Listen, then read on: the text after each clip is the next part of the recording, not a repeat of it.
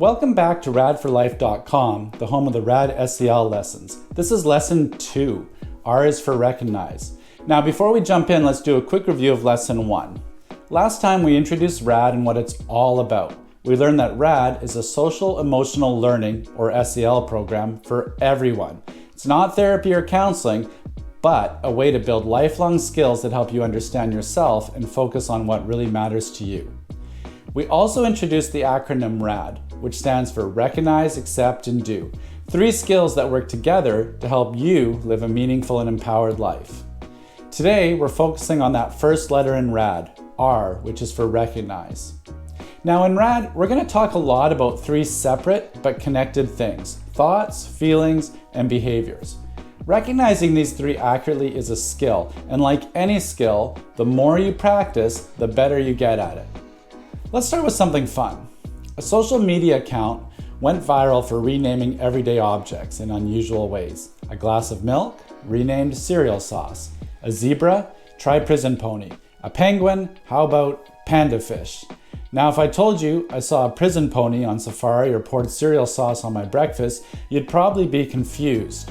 That's the point. Knowing the correct names for something helps us talk about it clearly. So what does this have to do with RAD? Well, part of recognizing in RAD is being able to label your experiences accurately. This starts with knowing the difference between a thought, feeling, and a behavior. Maybe this comes easy to you, but I remember when I was first challenged to talk about these 3 things, I realized I had never really thought about it before. I was surprised that this simple skill was something I had to learn and practice.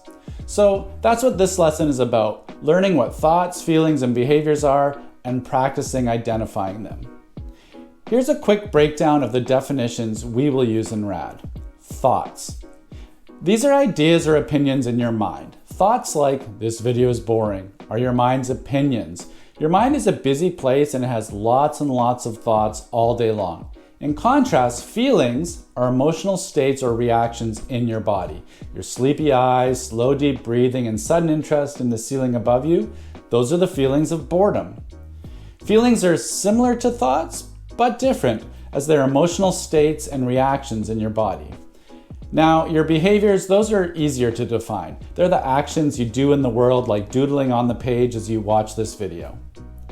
Telling the difference between the 3 is important because they are working together all the time. Understanding how they're different and how they're connected helps us better understand ourselves and take more thoughtful actions.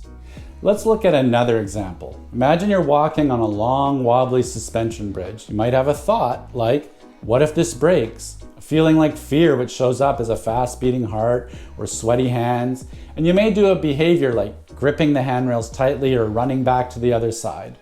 Of course, everyone responds differently to situations. Maybe the suspension bridge might cause totally different thoughts like, "This is so cool," different feelings like excitement, and different behaviors. You might even stop and look down through the wooden slats at the space underneath you. Same event, different thoughts, feelings, and behaviors. Okay, let's try one more scenario, one that people might also find challenging and even scary. Let's say you're in math class and the teacher calls on you. You might have a thought, "I'm going to get this wrong," a feeling, nervousness, and a behavior, avoiding eye contact or mumbling your answer. In all of these examples, the thoughts, feelings, and behaviors influence each other. Your thoughts can influence your feelings, which in turn can affect your actions, and your actions can influence how you feel and what you think. It's all connected. We'll talk more about how they interact later, especially when we dive into accepting skills. But for now, here's the key point.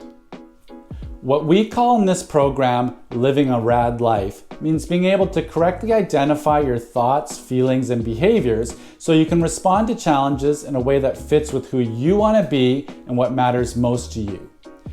Everyone goes through tough situations and experiences uncomfortable thoughts or feelings. When that happens, it can be really hard to respond in a positive or helpful way. Recognizing what's going on is the first step in doing that. The activity in lesson 2 will help you practice this skill. The activity and instructions are on the website. Now, congratulations, you've just learned your first RAD skill to help you live a RAD life. Up next, we'll look at accepting. In other words, what to do with what you recognize. But first, try the activity, and until next time, be rad.